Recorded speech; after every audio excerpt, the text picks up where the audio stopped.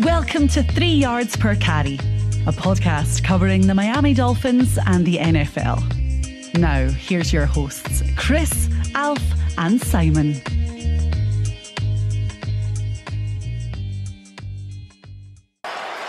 From 50 yards out of the hold of Morstead. On the way, down the middle, with distance. Dolphins take the lead with 18 seconds. With no D linemen in the game, 11 players out there to defend whatever the Jets draw up. They quickly get it to Garrett Wilson, and now they'll look to get tricky. Back to Joe Flacco. Now Elijah Moore. Dolphins need one tackle to get to the playoffs. It's loose, and that'll do the trick. The drought is over. Losing streak is over, and the drought is over.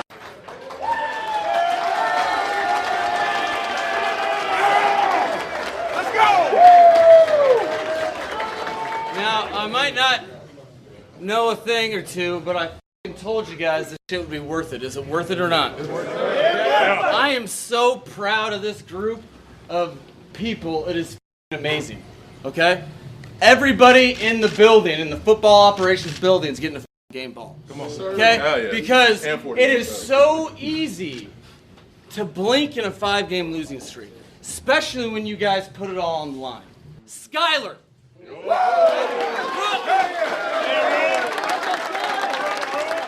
How about my man Jason? You guys know what you're fighting for, okay? You really do. It was evident, and it was any way possible.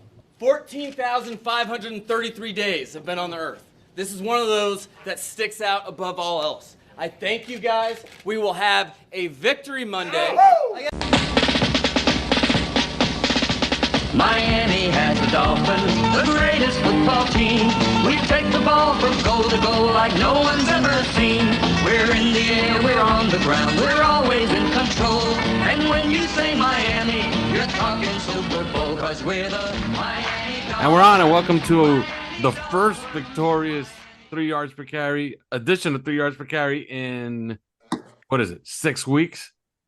And as always, this show is brought to you by Manscaped. Use promo code 5RSN and you get 20% off your entire order plus free shipping. Of course, Prize Picks. Use promo code 5, F-I-V-E. You deposit $100, it's a one-time rollover. They give you $100, which means you bet it through, they give it to you. So it's free money. Take it, F-I-V-E. And of course, BetterEdge.com. Go to BetterEdge.com/5reasons and you get $25 just as a sign-up bonus. All right, guys. All right, Simon. How did you experience that day yesterday? Who cares about the game? Because the game was awful. It was just, trying to not to do something stupid and end up with more field goals than your opponent. That's what seemed like the game plan. But how did you experience that day yesterday? It was as painful as I imagined it would be. And whilst it's great, I don't want to be Debbie Downer here, but whilst it's great to get into the playoffs, obviously there is a general sense of foreboding that I have, and almost like disappointment, really, in a way that you just know that you're not going to be competitive in the playoffs. And, for want of a better word, we are closing in on getting fucked by the Buffalo Bills on Sunday. Unless a few people come back. I mean, I think we're all here pretty realistic about the expectation level, and I just think it's disappointing that you work hard, you get into the playoffs for the first time since 2016, but it's unlikely that your quarterback is going to play. Maybe he does, but let's be realistic. He was rusty as anything when he came back the first time against Pittsburgh. We're not exactly expecting him to step up and look like he did against Buffalo 4 weeks ago. Raheem Mostert almost certainly isn't going to play with a broken thumb. You got Tyreek Hill struggling. Teron Armstead, your left tackle, I'd say less likely to play than going to play. Brandon Shell looks like he's probably not going to play. Obviously, injuries in the secondary. And it's just disappointing, I think, that, the road to the Super Bowl for us would be go on the road, beat Buffalo, go on the road, beat Kansas City, probably go on the road and beat Cincinnati. tough in itself. I mean, I don't think it gets much more difficult than that in terms of any road to the Super Bowl for any team in either conference, actually, because I think the AFC is much stronger than the NFC. So yes, great to get in the playoffs, but I think significantly tempered with the fact that, I think we're going to get fairly badly shown up on Sunday. And so Well, yeah, it was great to watch the game, great to get in, despite the fairly well, we could egregious talk. way We that could it talk could come about how around. badly we're gonna get murdered on Thursday. But I No, no, was not. sure, but that's what you said. Let's not talk about the game from yesterday. So this is the reality of what we're facing up to, and the reality is that it's we can make all the wonderful, isn't it amazing, have a cookie that we're in the playoffs, but for me, you want to be competitive, and unfortunately, I think the injuries mean that we're not going to be, and that's the the excitement of making the playoffs is tempered with the disappointment of not being able to go up to Buffalo and what looks like not be able to give them the game that they probably deserve. I think they're two people away from me expecting them to be competitive in that game, and we'll talk about that later on this week when we actually know something about it. Chris, exactly. Chris, how did you take in that day yesterday? Because it was actually kind of nerve wracking watching the Patriots be really, really tight with the Bills. And if you really take and if and look, I've argued this every single year. I see no value whatsoever in kicking off ever. Like there's no reason to. There's really no reason to kicking off whatsoever. If I show you the numbers, okay, and you look at them and you say, wow, really, you're right, Alf. If you give up a kickoff return for a touchdown, your chances of winning are like down to like 2%, which is hilarious considering that week 2 against Baltimore, the game started with a kickoff return for a touchdown. So the Dolphins were in that 2%. So there's no value in kicking off whatsoever. I don't understand it. Well, Patriots do it twice. The Bills returned both of them for touchdowns. Man, you could argue that without those 2 kickoff returns, that game is right down to the wire. And oddly enough, Mac Jones was doing it with play action. And whenever he was just dropping back, the Bills were not rushing too many and playing a lot of zone and picking him off because he threw 3 interceptions while not dropping back. He was 9 for 9 for 100 yards and 2 touchdowns while using play action. So how did you experience that day, Chris? I mean, I don't know why we're paying attention to the Bills Patriots game if we're basically like completely depressed that we're actually in the playoffs to begin with. Like, I think it's great that we're in the playoffs. Hey, look, my philosophy is simple. It's rare. I posted it today just so people could just stare at it and try to take it in a little bit. The Dolphins made the playoffs for the 24th time in their franchise history. The Green Bay Packers have been in the NFL for what, 4,000 years? They've been in the playoffs 35 times. It's important. It's, the Aaron Rodgerses, who's made it like, what is it, 14 out of 16 years? Tom Brady, who has never missed the playoffs. I think he's missed the playoffs twice in his career. Those things are really rare. It's rare. It really is. Go on, Chris. Well, I mean, I think that it was a good. It depends on what you think is a good game. I mean, everybody wants to see a barn burner with the offense throwing the ball over the field and scoring points, and of course we want to see that. But there have been games where the other team is scoring and we're scoring, and the other team is scoring and we're scoring, and those were satisfying games. But then you have a game that ends up where the defenses really played very well, and you eke that one out. I think that there was a lot of redemption here for a lot of different aspects of the team in this one game, and that's what I thought was probably the most interesting, the biggest story of the game, really. Aside from the fact that winning the game got the Dolphins in the playoffs, which is a very big deal. But I think that if you look at, there's a large storyline happening during the game, and well-deserved at this point, that Mike McDaniel had yet to win a challenge all year. Yeah. He finally won a challenge and he made it count. I think that all year long and right away, I think in the the first quarter, the first drive of the game, really. There's a fourth down situation, 4th and 5, toward midfield, and I think when he decided to go for it, even though we have established to that point no offensive success under quarterback Skylar Thompson, you're kind of rolling your eyes a little bit, like, oh God, here we go again. And then what happens on the next, and of course they didn't get it, but then what happens on the next 2 times they're faced with that situation again. One, they get it by calling a very ballsy but effective run play, right? And which is very unlike Mike McDaniel in a number of ways, because there's been the big criticism of him being unwilling to run the ball in short yardage situations, and here we go with a 4th and 4, 4th and 5, and he's running the ball, and they get it. And then the next time, you know what? He punted, which is quite amazing, really. And I think that was, for all the crap that he's been given, rightfully so, all year long, for kind of going for it in some bad situations. That I think that was sort of a 180 happening. He stuck with the run the entire game, as much as we criticized him for just going pass. There were some down and distance tendencies that he outright defied in his own play calling past. And I think that he'll never run 2nd and 8, 2nd and 10. That's well, I mean, it did actually happen. It did actually happen yesterday. So I think that there was, he turned that around 180 degrees in some ways.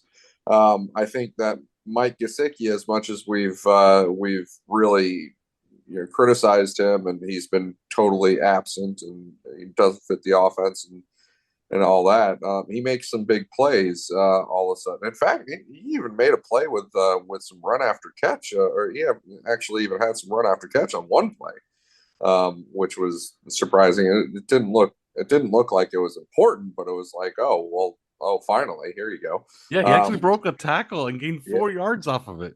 It might be his second tackle broken in his entire NFL career. I don't know, but yeah. it was pretty interesting. And he had a big day. I know people are, he only had like 40 some odd yards or something like that. Well, yeah. I mean, you had a quarterback, a 7th round rookie, who was, what do you have, like 100 yards on the day or something like that? I mean, not exactly killing it, but I think that he did have a pretty big day for him, which was nice, because he's been much maligned all year, for good reason. All of these things have been subject to criticism for very good reason all year long. Josh Boyer, all year, what have we been talking about? I'm doing entire Twitter threads about how he's blitzing too much, right? The Dolphins, The Dolphins defense, surprisingly, when defenses do not blitz, on non-blitz plays through the year, the Dolphins defense has like the 6th best, not allowing 6th best at not allowing first downs, on when they're not blitzing. And yet, when they are blitzing, they allow the worst passer rating in the league, and all these terrible stats. We're talking about this. Well, what happens in the game? Well, we're facing Joe Flacco, and Josh Boyer does what Josh Boyer does, and he called blitzes on 20 out of 33 plays, and Joe Flacco had a 50 passer rating during the blitzes. He had a 91 passer rating on when they didn't blitz him. So here's Josh Boyer just defying us all, and saying and giving us the finger, and it working. And so I think that he kind of turned that around, and then nobody turned it around more than Jason Sanders, booting the ball through into the end zone pretty much every kickoff, and then making the big kick in the final seconds.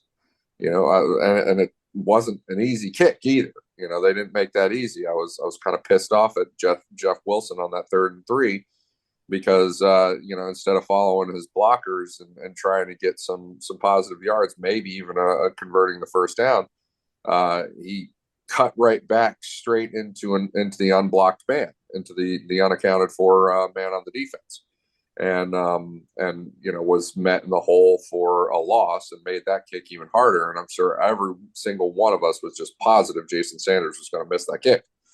From 50, and then he nails it. He nailed it straight through the upright. And if you're fair to him, he nailed his kicks prior to that, and he was booting them into the end zone too. So he had a good day. I mean, this is a guy that we've been tearing to pieces for most of the year.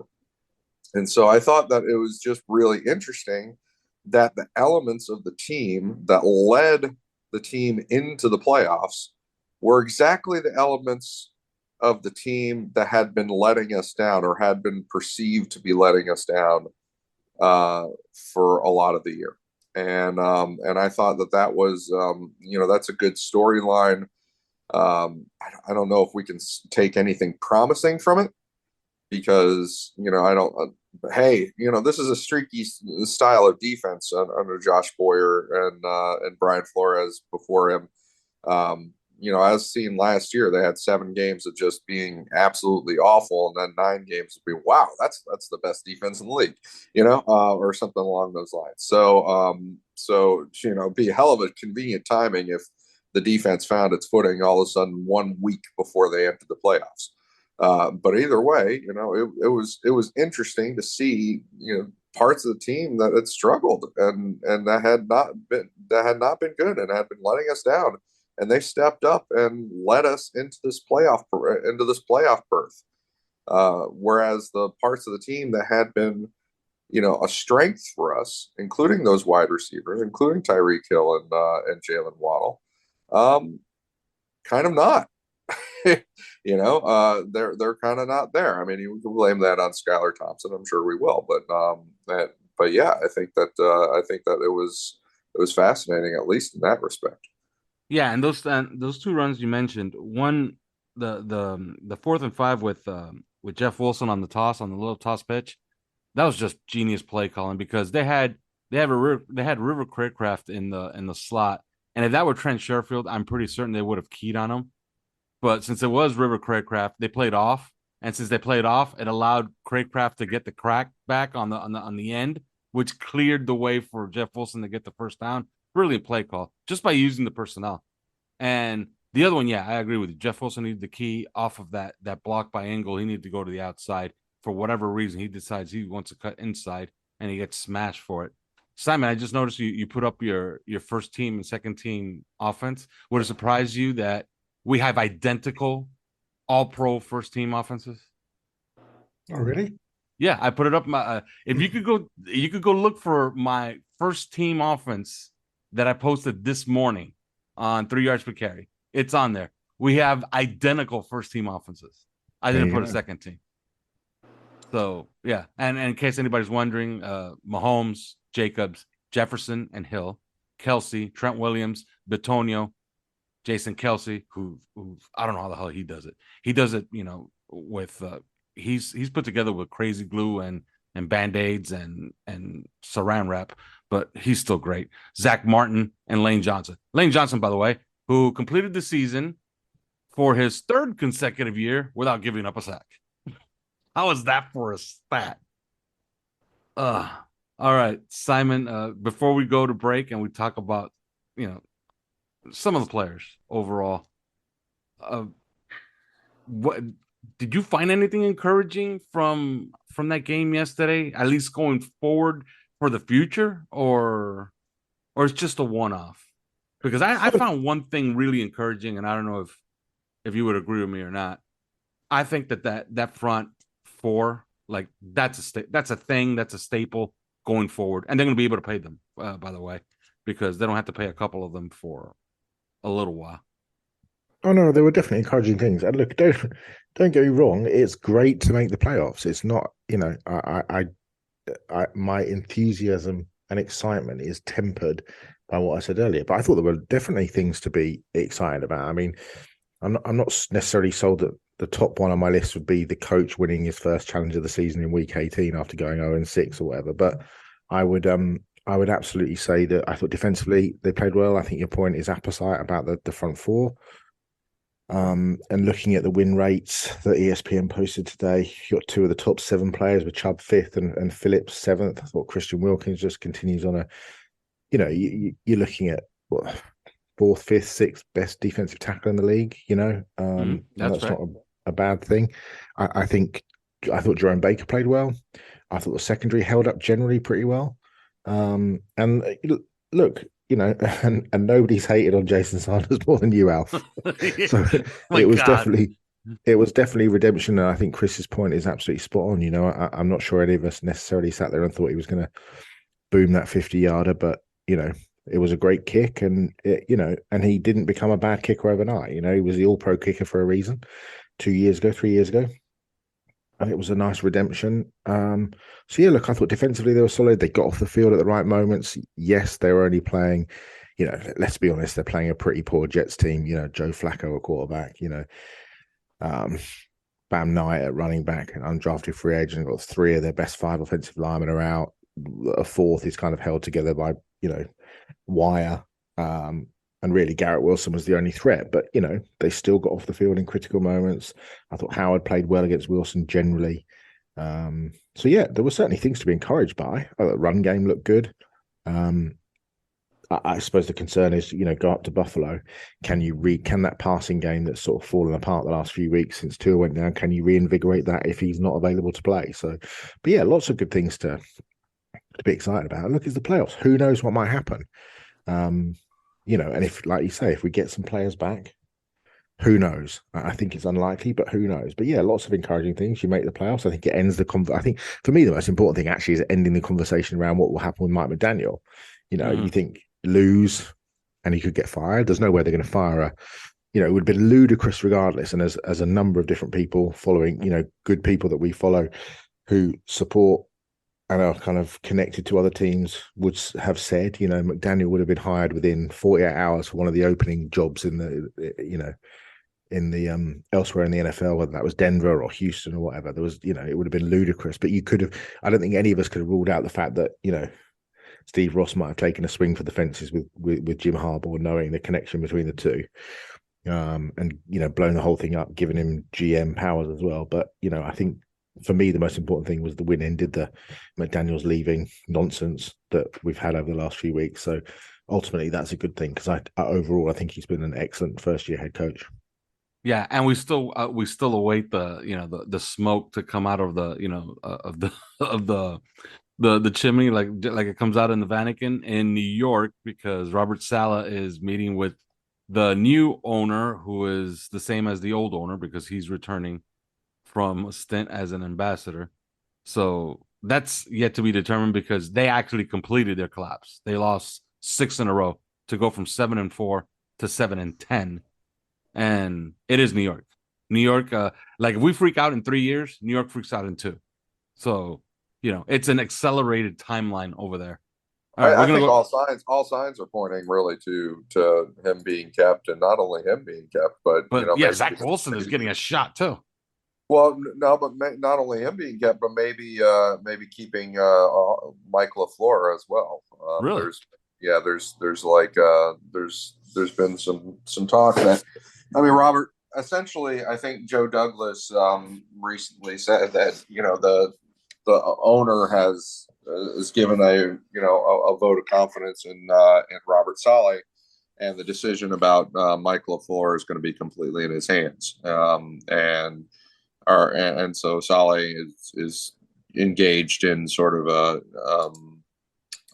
final year, postseason analysis to see the LaFleur's fate. And LaFleur, by the way, is so close with Mike McDaniel that you could see him finding some sort of room for him on the staff. But yeah, I think they're keeping Saleh and possibly even LaFleur. So we might not be able to, get anybody out of there. Yeah, and that's going to be a conversation for the offseason. But We shall see. All right, we're going to go to break. When we come back, we're going to talk about some of these players individually. But first, these words. Do you have a water leak and can't find where it's coming from? Are you dealing with water or mold damage in your home or business? Then call Water Cleanup of Florida at 954-579-0356 for immediate assistance. With over 60 years of combined experience, Michael, Robert, and their team is prepared to handle all types of leak detection issues, 24 hours a day, 365 days a year. After the leak has been located and repaired, Water Cleanup of Florida will then clean, dry, and fully restore the damaged areas. Water Cleanup of Florida is fully licensed, insured, and certified to provide the one-stop shopping that busy homeowners and business owners require. There is no need to bring in other contractors. They will handle the entire project from start to finish. Service areas include Miami, Broward, and Palm Beach counties. Call Michael anytime on his personal cell phone at 954-579-0356. That's 954-579-0356. Or visit their website at wcufl.com. Water Cleanup of Florida. If you have the schmutz, they have the guts. And we're back. I think it's kind of easy to talk about game balls for this game and the stars of the game, and it's going to be that defense that, they were really they were who we knew before the game. Look, don't turn it over. The Jets have a good defense. You're not gonna push the ball down the field unless you really set up a shot play, which they really never did. They set up one and then it was underthrown, and Mike Gesicki came out of nowhere to nab it in the air. But I think we begin to have an idea on some of these guys because the sample sizes have gotten larger. So I'll start on, because this is kind of, we're ending the season right here and we're moving on to the postseason on our next show. But I'll start with you, Simon, and we're going to start on the offensive line. Austin Jackson is essentially on a pay no mind list. He's been on the IR twice this year. I believe he has less than 80 snaps played for the season. So, I don't think he's very much in their plans going forward. But Eichenberg seems to come back. What have you seen from Eichenberg in year 2 that you can project as far as for year 3? I mean, not a great deal. I think he's been really average since he's come back from the injury. I actually thought he played all right earlier in the season. A couple of games, he looked like he was picking it up. But, it's I think you look at, and the three of us have talked about this ad infinitum, really, in terms of the inability to find offensive linemen in the draft, whether that's Eichenberg. I think Rob Hunt's the exception to the rule. But you look at Eichenberg, you look at Jackson. I just think it's been a real issue. And I just can't see us moving forward with either, really. I think Eichenberg will probably be on the roster. I don't think Jackson makes the team. I don't think, you look at that 2020 first round, I don't think Igbenogany makes the team either. So I think you'll be looking at 2 of the 3 being absolute busts. But no, I mean, I think Colin Williams has been outstanding. I thought he was brilliant again yesterday. Except for that snap. Except for the snap. Yeah. I almost had a heart attack on that one. Jesus. But generally, I think he's been outstanding. I thought Rob Hunt played really well. I thought he played well when he moved to right tackle, and I'd play him there. If a Shell is out at the weekend, which seems likely, by the way. That's something that we can absolutely say. I think it's highly unlikely. Knee and a high ankle sprain, so I think that's unlikely that he plays. But yeah, I would play Rob Hunt at right tackle, and potentially Eichenberg will play anyway because of just the fact that we're down. I mean, if Armstead can't go, you really hope that Kendall Lamb can play at left tackle, because I was encouraged by what he did against New England. Less so with Greg Little yesterday, but yeah, to me, Eichenberg is, unfortunately, because I thought he could play tackle, and I thought he'd be a really good guard, and disappointingly, given everything that he put on film at Notre Dame, he's been neither. And yeah, moving on and off of Eichenberg, although I'll ask Chris the same question. Robert Jones, do you agree with me? That's good depth. Like, that guy can come in a pinch and play left guard or right guard. I kind of feel good every time. Every time he's going to come into a game, I'm not that I'm happy that he's coming into the game, because I don't think he's a starter level guard, but I think he's good depth. I think that's a guy that could stick around. You agree? He'll stick around. I don't know if I feel good. I think actually he's decent. We've seen this, especially at the quarterback spot, where these guys come in the middle of the game and they struggle, but if they start the game, they might do better. He might be kind of the opposite. He seems to come in during the game and do all right. Maybe some fresh legs have something to do with it when he does come in relief. But I mean, I don't feel good. I don't feel great about it. I don't feel good about Eichenberg either. I mean, I think that he started to play okay before he got injured for only a bare couple of games, maybe a pair of games or something like that. But it still wasn't anything to write home about. And now he's clearly, back in the, forgive my language, now he's back in the shitter. I don't think he's, I don't know how healthy he is or how in the groove he is right now. So it might not be fair, but by next year, if you're looking at Robert Hunt being moved out to right tackle just because options are not strong at that position, then you're gonna look at the Dolphins trying to get a whole new set of guards and trying to replace Liam Eichenberg. That's not going to be he might stick around. It might be sort of like a Michael Dieter situation. But yeah, at this point, it's hard to have any confidence in him whatsoever. And as for Robert Jones, he might be depth, but he also might be outplayed by somebody. And so when you get a young person, and this is the thing about depth in the NFL, there's very few, or there aren't very many players that are career depth. That they're this is what they are. This is what they're always going to be. Their depth, and that's it. The NFL is developing guys with the hope that they're going to be starters. And if you're Robert Jones and you get labeled with he's ideal career depth or something like that, well, that's 1 foot out the door, really. So I think that, especially as a right guard. So I think that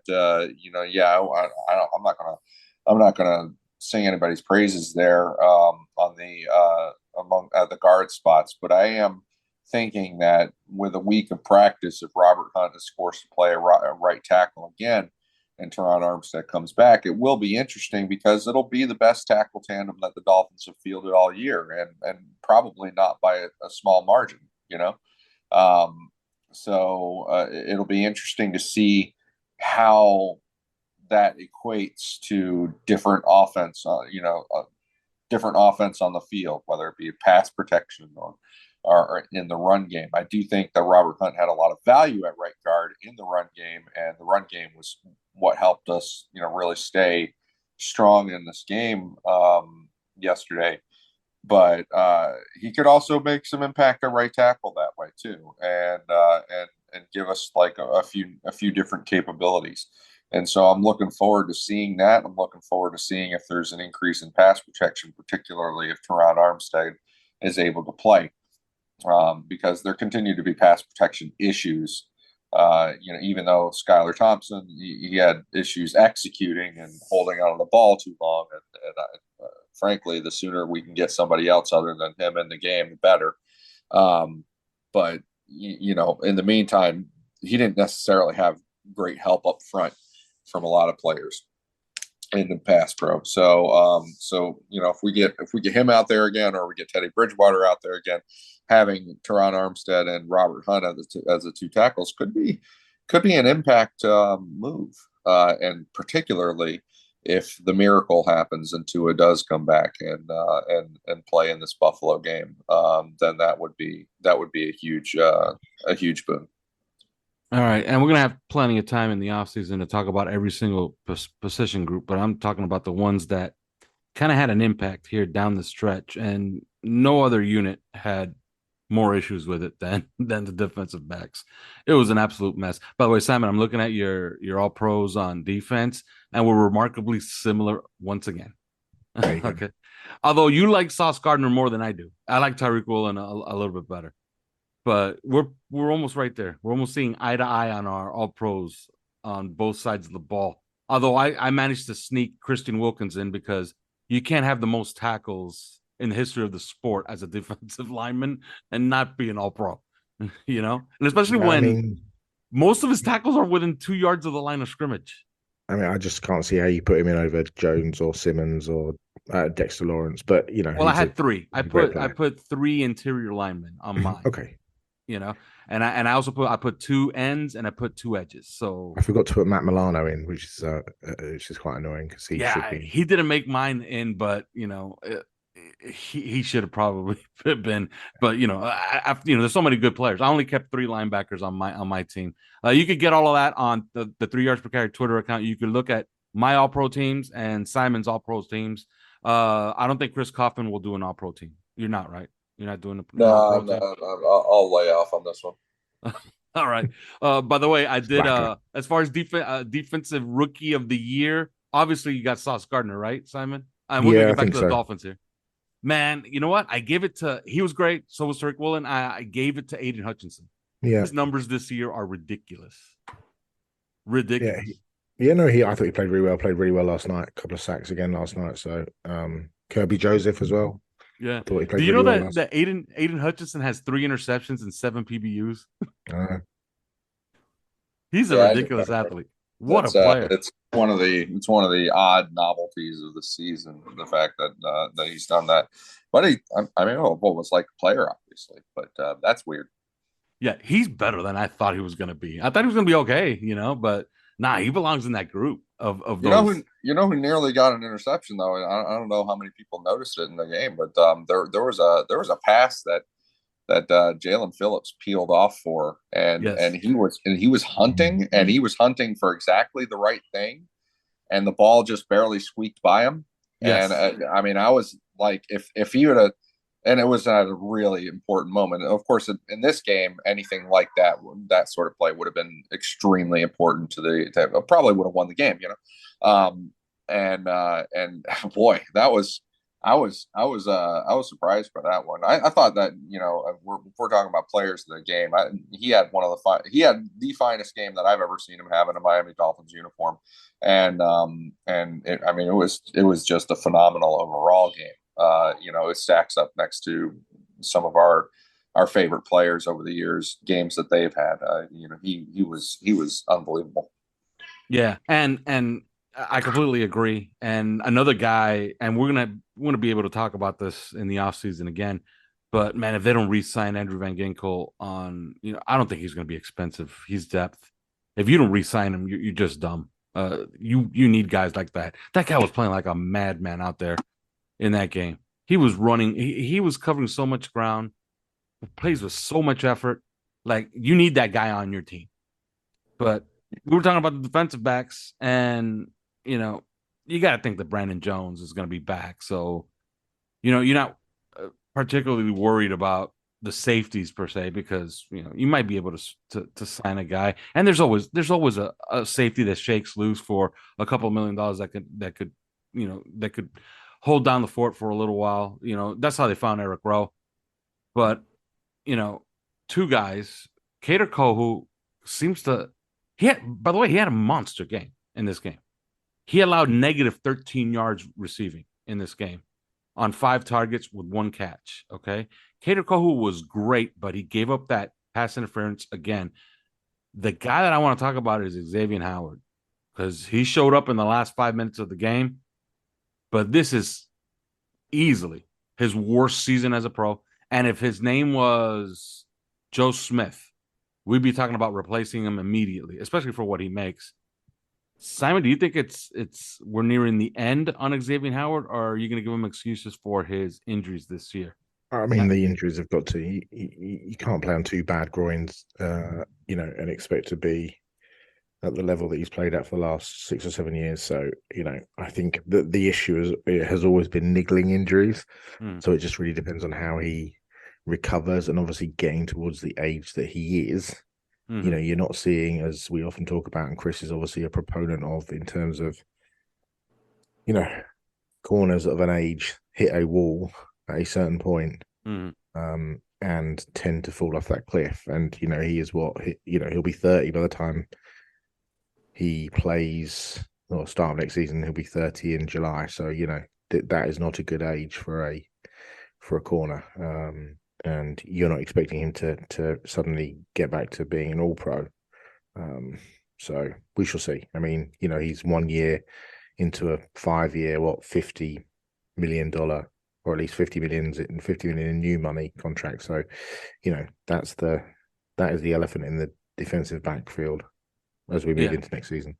Yeah, especially for next season. Like, it's gonna be hard to try to pawn him off to somebody next season, because teams are gonna look at us suspiciously after we give him that new money. Chris, you hold out hope that there could be a return next season? I wouldn't say that I've given up hope completely on Xavier Howard, although, as Simon alluded to, there is some history there with the age that he's approaching. He's 29 and a half years old right now. He's going to be 30 by the time, he's suiting up next year. And I think that, if you look at our own history of guys like Sam Madison, Pat Surtain, there's some history there as far as that age being a drop off. Some dudes, of course, play forever, like Darrell Green. I think he was still running a 4. I think Darrell Green was still running a 4.3 when he was like 40 years old or something like that, or something. Yeah. But yeah, I think there's bad history there. But also, the things that give me pause is that this season reminds me a lot of the season that he was having in 2019 before he went on IR for the rest of the year. That was the tank year. There was a lot of turmoil in the secondary in particular. I think there's turmoil in the secondary this year. You have, the guys that he's used to seeing out there, like Brandon Jones and Nick Needham and Byron Jones, are just not there. I think that the secondary depends on a lot of communication. So there's communication issues there.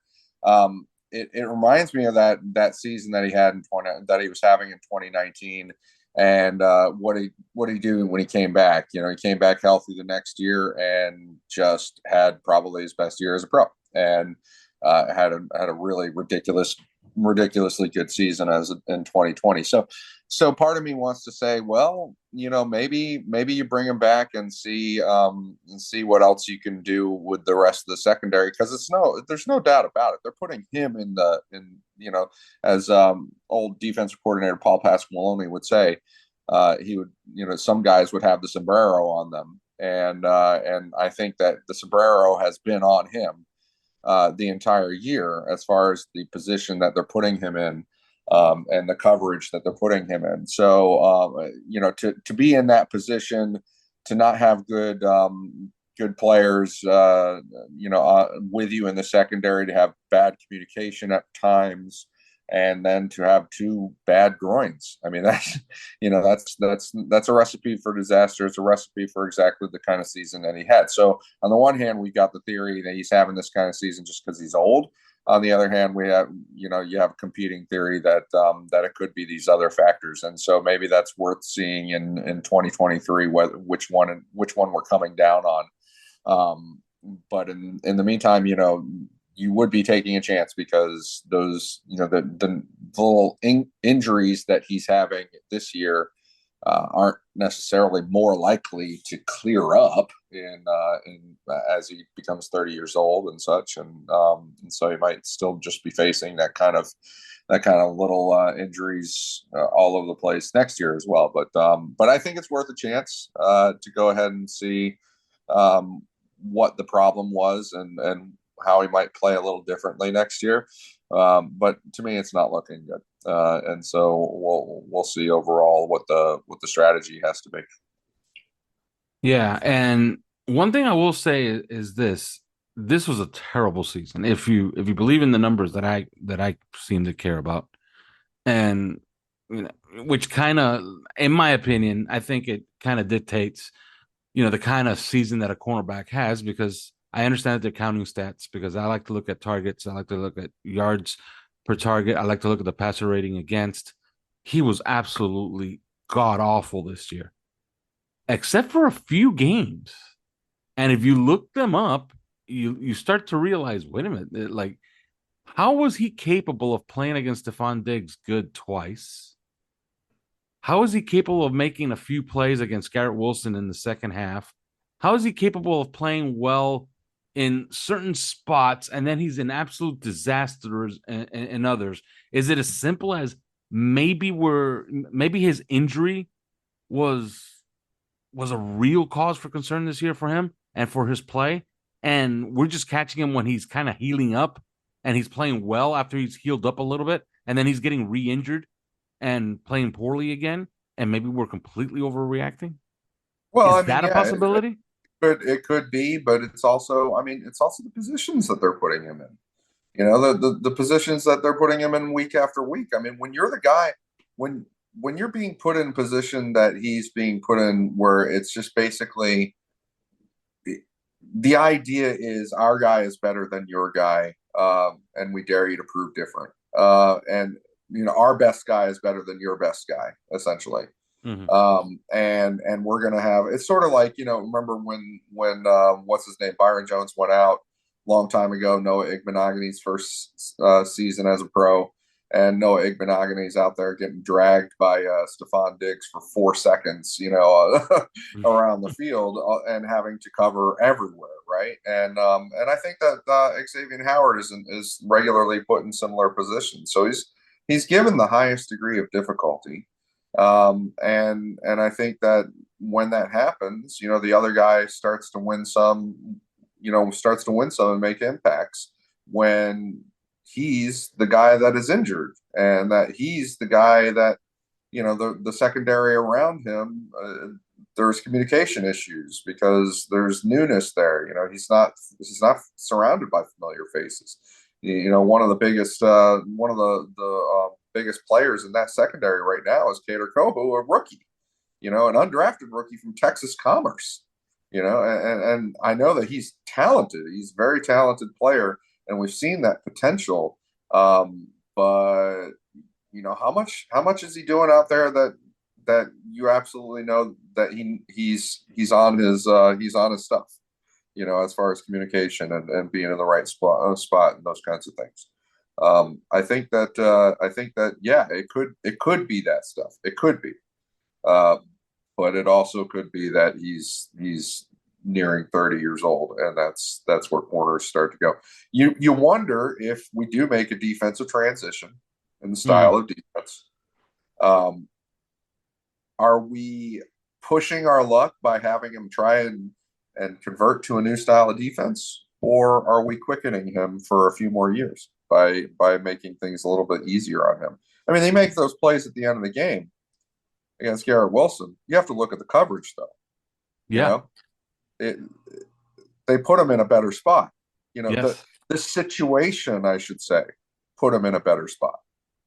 And then all of a sudden he comes up with the big plays. You know, so maybe that's a preview of the sorts of things that we're looking at going forward with him. You know, in order to lighten up his workload a little bit, and give him some more longevity as far as how effective he could be as a corner. Yeah, I completely agree. I think if you start seeing him in more cloud coverage, maybe you see those interceptions start to return, and you know, you're not counting on him to be, you know, trailing somebody the entire way, trying to shut somebody down in man, which is Meg coverage, man. You know, man everywhere he goes. Coverage is that's at his age with bad groins. That ship probably sailed. This is not Deion Sanders. Yeah, and you know, and not only his injuries and age there, but you know, when you play in man everywhere you go, there has to be a lot of communication, because when you're seeing the offenses are seeing a lot of man, then they're gonna do lots of man beaters and try and pick you off, and you know, interfere with your ability to play man everywhere you go. And so, you know, that's why I keep bringing up the turmoil in the secondary and how communication could be playing a part in this as well. So, you know, we'll just have to see. But they're definitely going to have a solid rethink in that secondary this offseason. as well as probably in the coaching style, the defensive style. All right, that's it. Later on this week, we're gonna have more content on this because it's playoff week, and we'll know more on Wednesday because the pressure came out. And McDaniel basically said, "Get back to me on Wednesday." Which is either good news or bad news depending on how you look at it or how you want to look at it. We do know Raheem Mostert had surgery on his thumb, and Chris and I have been debating whether he should play or not. I think he should just amputate the fucking thing and play on Sunday. That's what. Well, I think that if we put a satchel around him, like a crossbody satchel, the quarterback can just shove the football inside of it, and then carry it. And that'd be the ideal thing. No, there's absolutely no way he's going to play after just having surgery. There cannot possibly. I'd be surprised if I saw him for the rest. We saw him for the rest. Some miracle happens, and we're in the divisional round. I'd still be surprised if we saw him. But in the meantime, with Tua, I will say this about Tua's today. Today was an easy opportunity for Mike McDaniel to get up in front of that podium and just say, nah. This Tua's not coming this week. Yeah. Because this is a guy that has a history of making that decision at the quarterback position early in the week and not messing around and not necessarily playing games at that position. And he got up there and he was just it was not that. It was not that. It was, we got to see on Wednesday. And then there's talk about, which stage of the protocol that he's in. Is he in stage 2 or stage 3? If he's in, stage 3, then he could be essentially practicing full by Wednesday or something like that, if everything goes well from here on, which is a big if. But, I think that's interesting that he punted on that opportunity to just because, hey, twice he suited up Teddy Bridgewater, suited him up for the game while injured as the backup to Skylar Thompson, and had declared Skylar Thompson the quarterback early in the week, right? Mm-hmm.